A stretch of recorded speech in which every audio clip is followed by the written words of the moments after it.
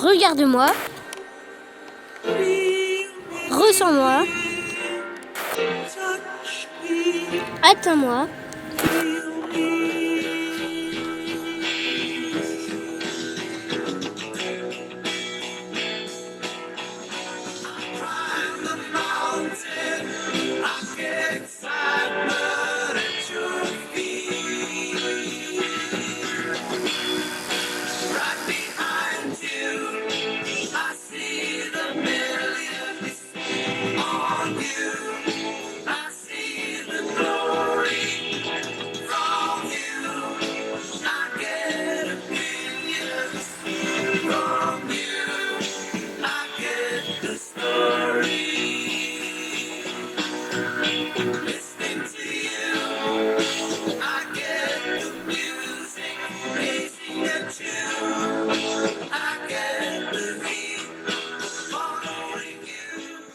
Moi je l'ai connu, j'étais tout petit, Darbré.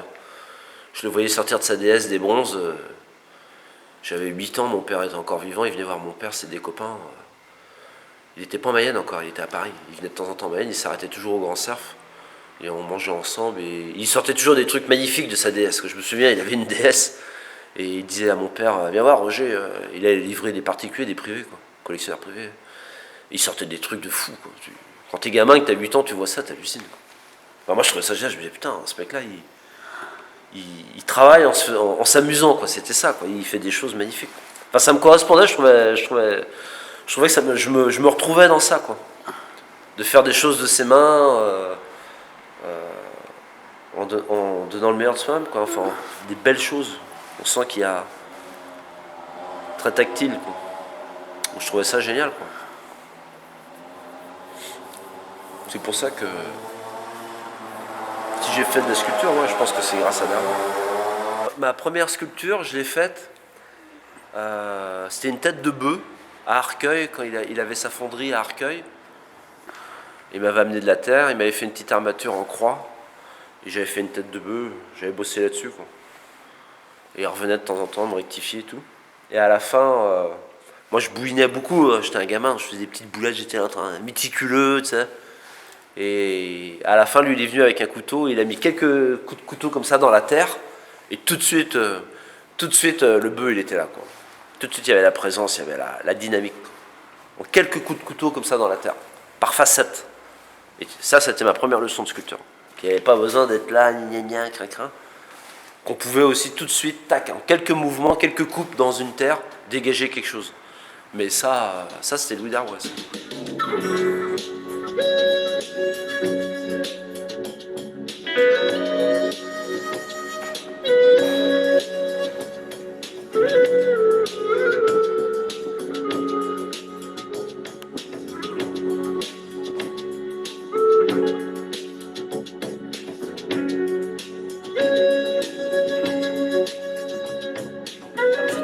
Pour mademoiselle et monsieur. Comme disait Bocuse, il n'y a qu'une cuisine moderne ou classique, il n'y a qu'une cuisine la bonne. Bah, je pense que cet adage il correspond aussi à la sculpture, et pour tout. Ça rejoint l'art, c'est la même chose. En sculpture, il faut être régulier aussi. Il faut, comme disait Louis Darbois ou César ou des grands sculpteurs, ou les Brancusi, tout ça, tous les grands sculpteurs ils te diront quel est l'adage de l'art. C'est les 3 adages, c'est travailler, travailler, travailler, et avec son cœur et son âme.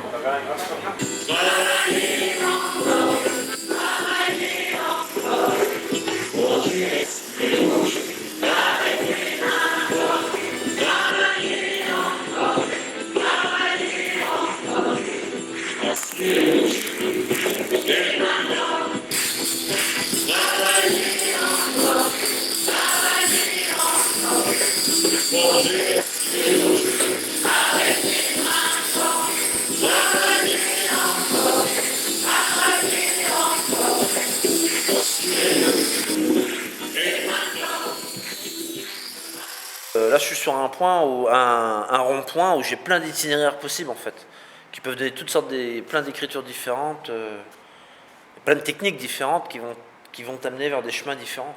En fait, c'est le questionnement permanent de tout artiste. Tu démarres quelque chose, mais en fait, il y a quand tu démarres quelque chose, les choses qui sont faites amènent amènent du hasard et t'amènent qui vient s'intégrer que toi tu n'avais pas prévu et ça t'amène sur d'autres chemins. Je n'ai pas peur de la route, faut la voir, faut qu'on y goûte. Des méandres au creux des reins et tout ira bien.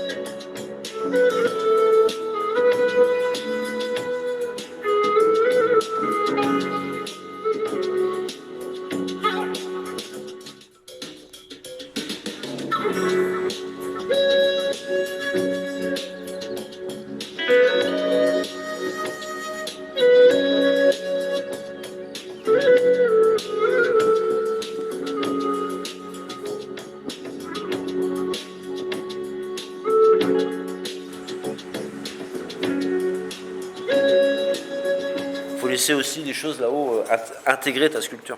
C'est pas respecter tout le temps le plan ou le plan que tu as dans la tête. Sinon, ça devient chiant, quoi. Sinon, c'est de l'art déco. Aucun intérêt pour moi. Moi, justement, c'est ça que j'aime, c'est que je sais pas. Et je sais, mais je sais pas.